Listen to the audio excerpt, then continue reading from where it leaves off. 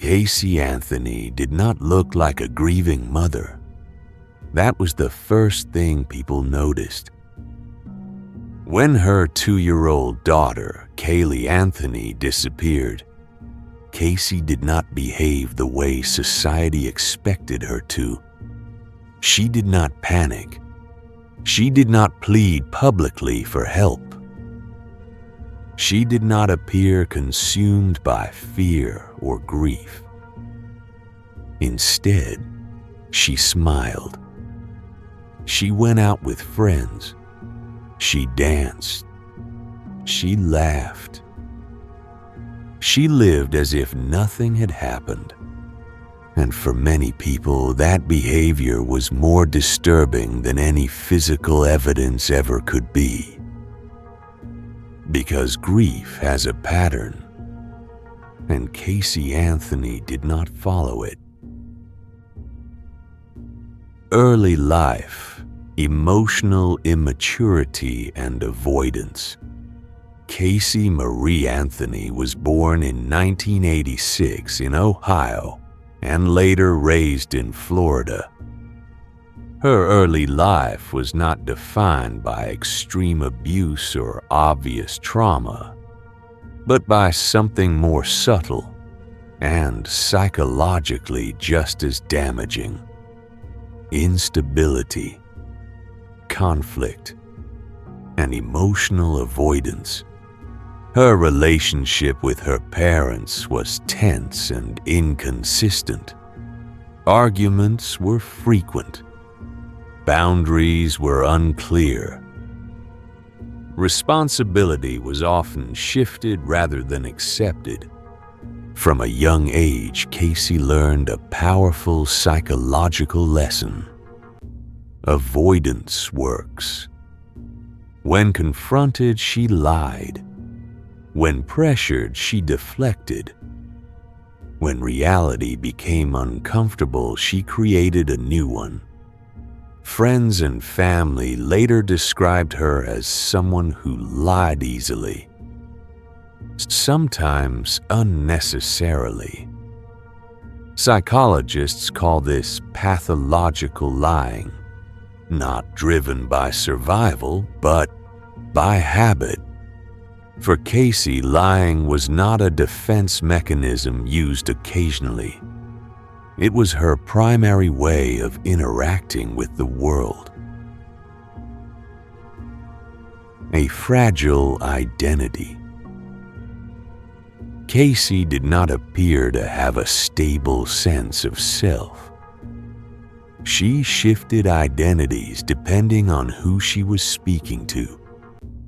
A devoted mother in one conversation, a carefree young woman in another, a hard-working professional, at least in her stories. This lack of a coherent identity is often associated with narcissistic and antisocial personality traits, not in the dramatic, cinematic sense, but in a quieter, more dangerous way. When identity is fragile, shame becomes intolerable, and anything that threatens self-image must be denied, rewritten, or erased, becoming a mother.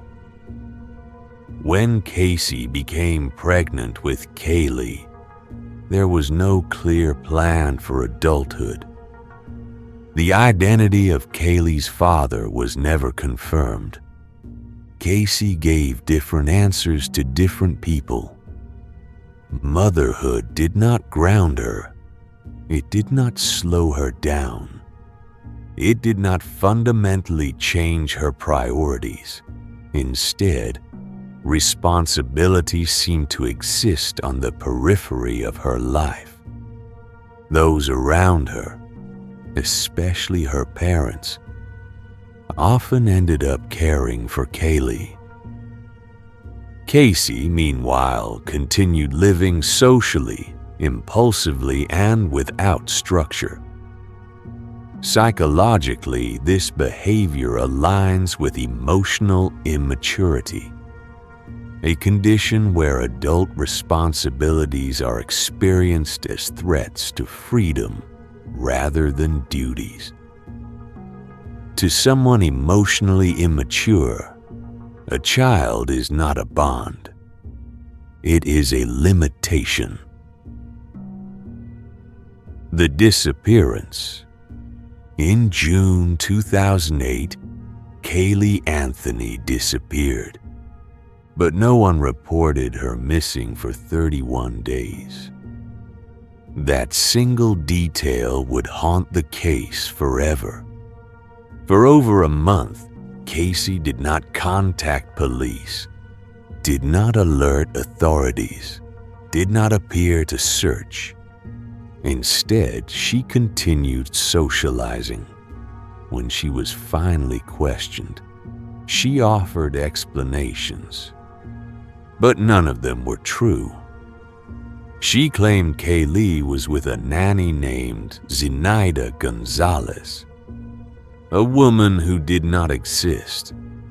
She claimed she worked at Universal Studios, a job she had never had.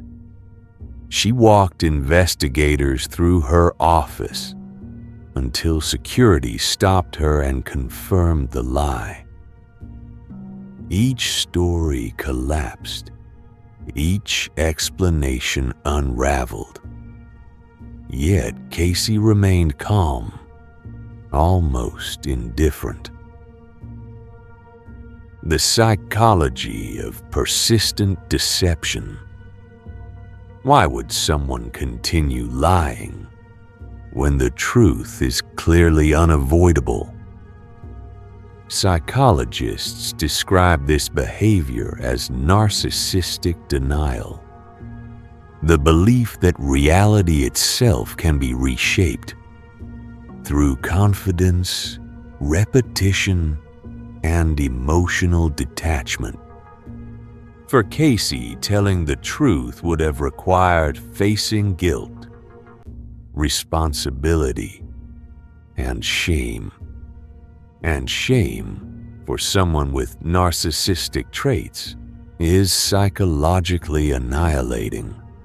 So she lied, not necessarily to deceive others, but to protect her internal image of herself. In her mind, as long as the story existed, the truth did not have to. Public reaction and emotional disconnect. As media coverage intensified, public outrage grew. Footage of Casey partying while Caylee was missing shocked the nation. To many, her behavior appeared heartless, cold, almost inhuman. But from a psychological perspective, her behavior fits a known pattern: emotional dissociation. Rather than feeling grief, Casey appeared emotionally numb. Dissociation is not always conscious. It can be a psychological shutdown, a way to avoid emotions too overwhelming to process. But dissociation also creates distance, and that distance made her appear disturbingly unaffected. Discovery of Caylee's remains.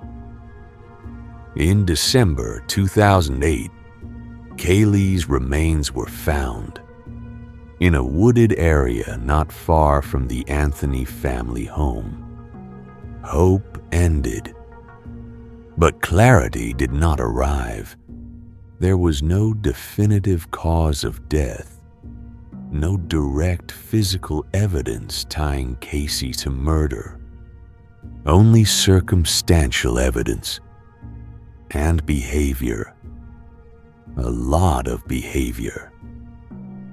In true crime psychology, behavior often becomes the loudest signal when physical evidence is unclear.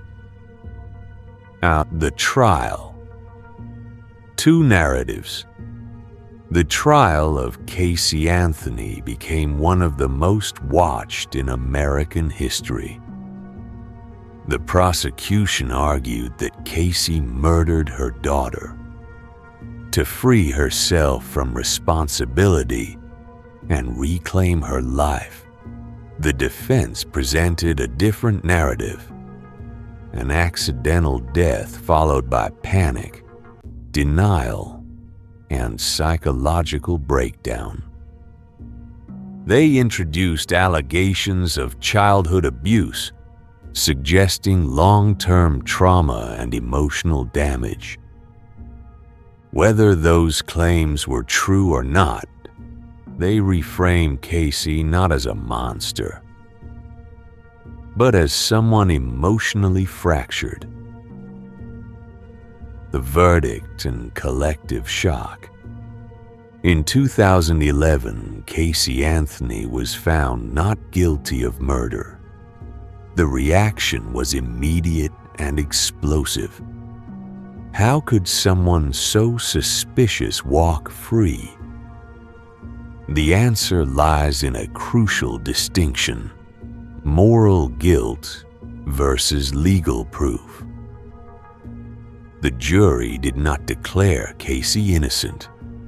They declared the evidence insufficient. But psychologically, the public had already decided. Psychological profile. Experts later identified traits consistent with narcissism, antisocial tendencies, emotional detachment, lack of visible remorse. Casey rarely expressed genuine guilt. When she did, it appeared rehearsed. This does not definitively prove murder, but it explains her emotional presentation. For someone like Casey, guilt threatens identity, and identity must be protected at any cost. Life. After the trial. After the trial, Casey withdrew from public life. She avoided accountability, avoided explanation, avoided reflection, which psychologically makes sense. People with narcissistic traits do not seek closure. They seek escape. Why this case still haunts us. The Casey Anthony case forces society to confront uncomfortable truths. That not all mothers feel instinctive love. That not all grief looks the same. That emotional absence can be as disturbing as violence, and that justice does not always align with emotional truth. Final reflection. Casey Anthony may never confess. She may never explain. But her story is not just about crime. It is about emotional emptiness, avoidance, and the terrifying possibility that someone can live without guilt, even when the world is watching.